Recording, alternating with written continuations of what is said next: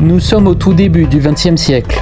Ces 3 cadavres sont ceux de juifs russes, massacrés au cours d'un lynchage antisémite financé par l'empereur de Russie.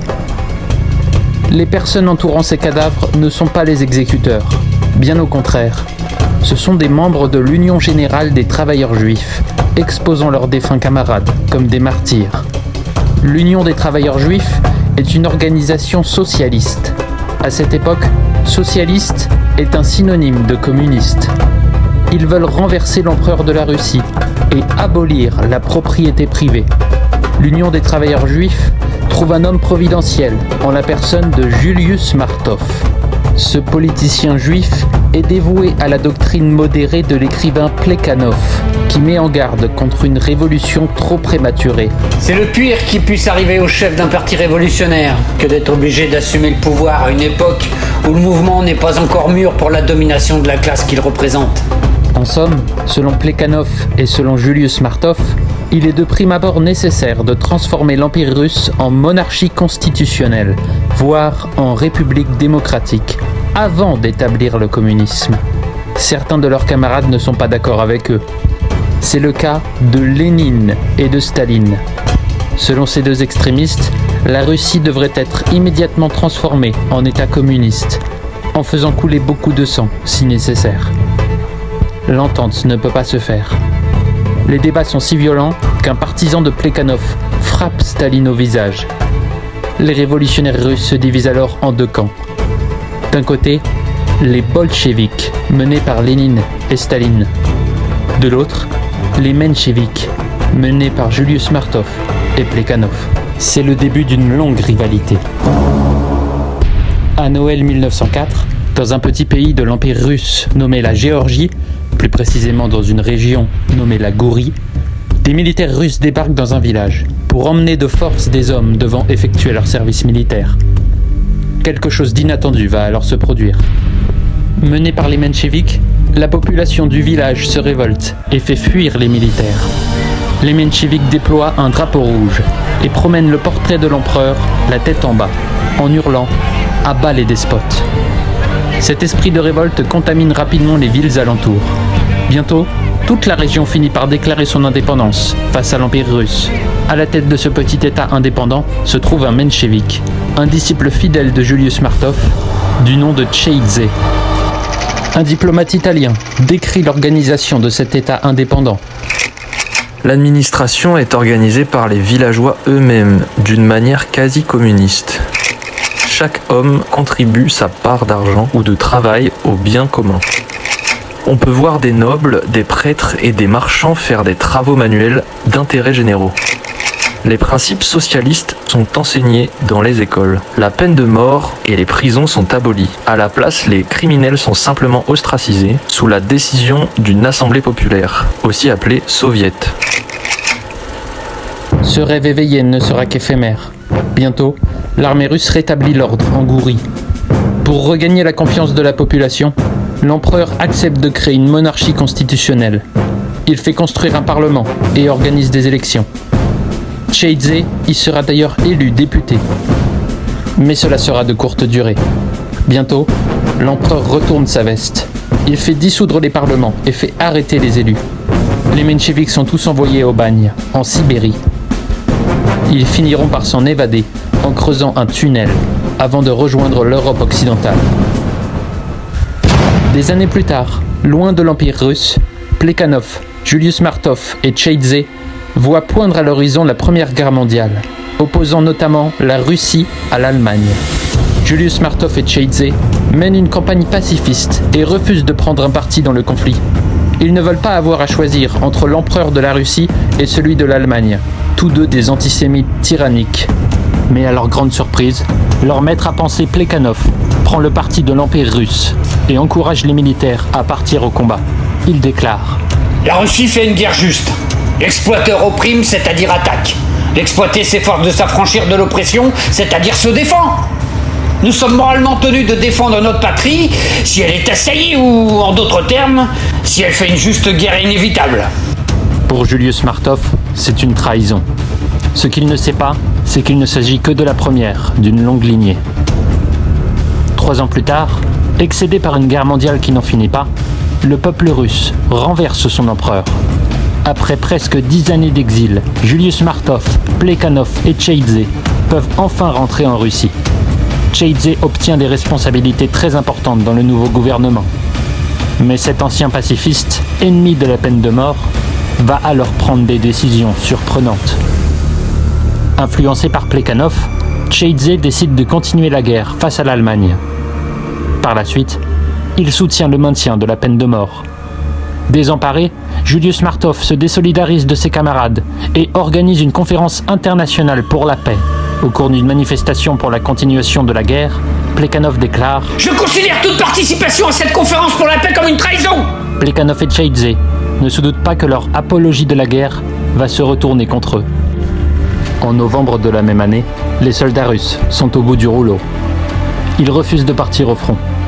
Ils se retournent contre le gouvernement va-t-en-guerre de Plekhanov et Tcheidze et installent à leur place les pacifistes Lénine et Staline.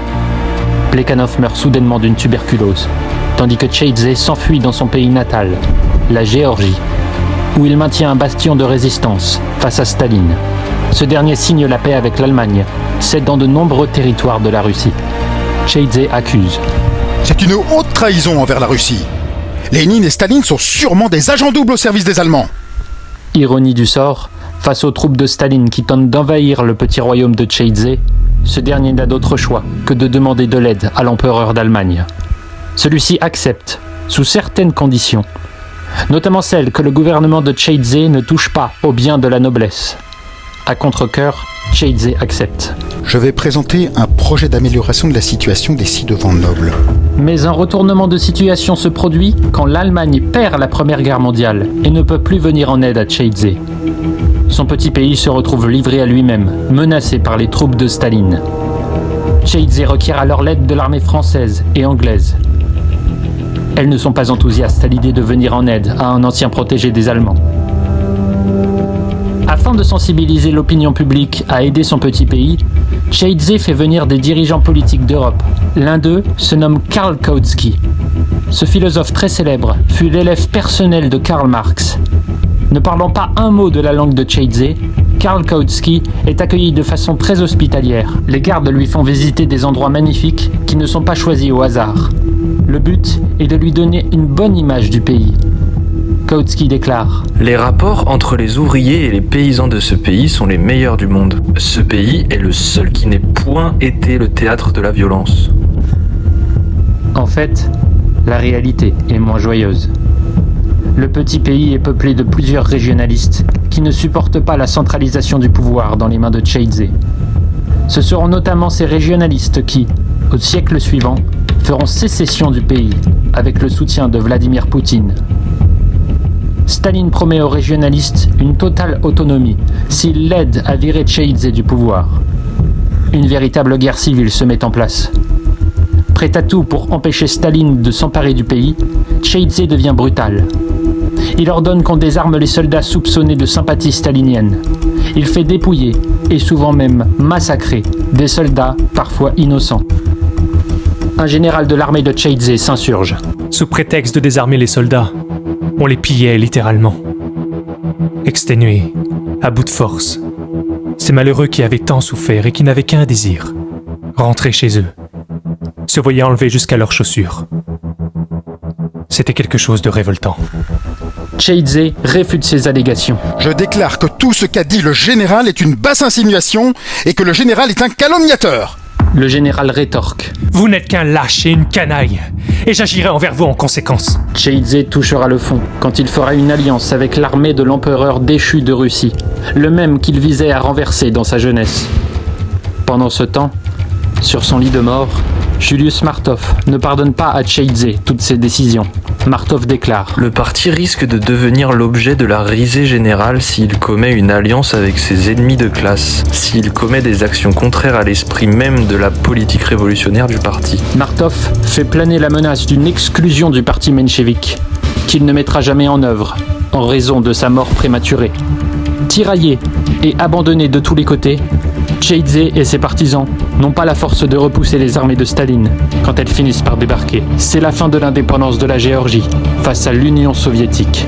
C'était à la fois la mort de l'indépendance, mais en même temps la renaissance d'un combat qui s'est poursuivi aussi bien en Géorgie qu'à l'étranger. Et c'est un combat qui a duré 70 ans. En 1921, Tcheidze et les membres de son gouvernement embarquent sur un navire. Ils s'installent à Paris, où est créée l'Association géorgienne de France. Mais la vie est chère dans la capitale française. N'ayant pas les moyens de s'y établir définitivement, Tcheidze et ses amis se mettent en quête d'une propriété dans laquelle ils pourraient cohabiter. Le 24 juin 1922, ils achètent, sur les fonds de l'État géorgien, le domaine de Leuville-sur-Orge, à 25 km de Paris.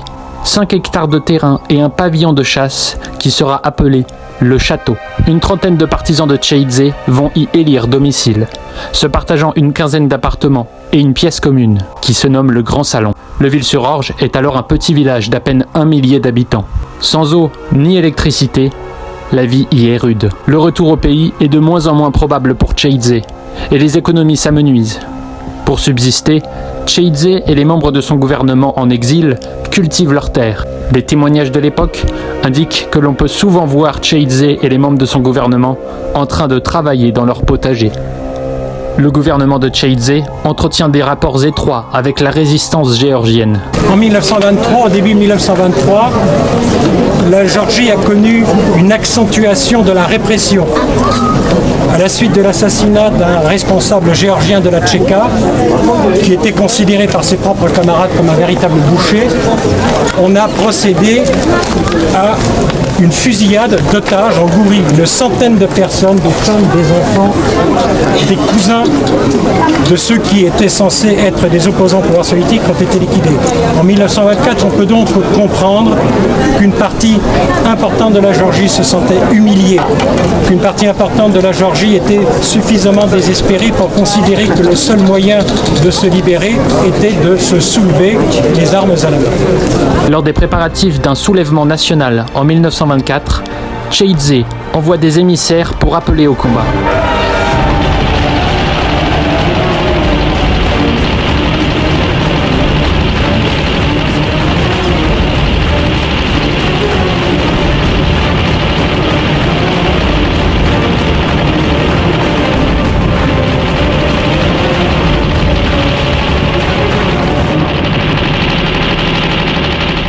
Des milliers d'hommes se sont soulevés. Des milliers d'hommes ont cru qu'ils pourraient libérer leur patrie. Au cours de ces quelques jours, cette insurrection a duré une semaine. On a vu des milliers de mineurs, de paysans, c'était à la fois des mineurs et des paysans, des intellectuels, des étudiants, se lever contre le pouvoir bolchevique. Malheureusement, face aux régionalistes de Géorgie, qui continuent d'être fidèles à Staline, les hommes de Tcheidze sont inférieurs en nombre. Ils sont anéantis. Alors qu'il est toujours caché en France, Tcheidze est désespéré par cette défaite. Il prend un papier sur lequel il note « Ne blâmez personne pour ma mort ». Par la suite, Tcheidze met fin à ses jours. Au cours de ses obsèques, son camarade socialiste Léon Blum prononcera un discours. Vous tenez entre vos mains le bel idéal socialiste. Mettre la machine au service de l'homme, réduire la durée du travail, mieux répartir les richesses, étaler sur l'humanité les bienfaits collectifs de la nature et du progrès. Certains des alliés de Tcheidze ayant survécu seront traqués jusqu'au bout du monde par les staliniens, tandis que d'autres alliés de Tcheidze finiront par rejoindre le camp de Staline. De nos jours, dans le pays de Tcheidze, aucun hommage ne lui est rendu. Les hommages sont plutôt réservés à son ennemi. 55 ans après la mort de Staline, le 5 mars 1953, le musée de Gori, sa ville natale, tente toujours d'honorer la mémoire du plus célèbre des Géorgiens. Ici, c'est l'enfant du pays, devenu grand homme, qu'on vient découvrir, pas le responsable de 15-20 millions de morts pendant ses 30 ans de règne. Staline occulte donc la mémoire de Tcheidze. Pourquoi seule la Géorgie de l'émigration perpétue-t-elle avec fidélité cette mémoire? Ne serait-ce pas parce que la Géorgie d'aujourd'hui est encore profondément marquée par le syndrome soviétique?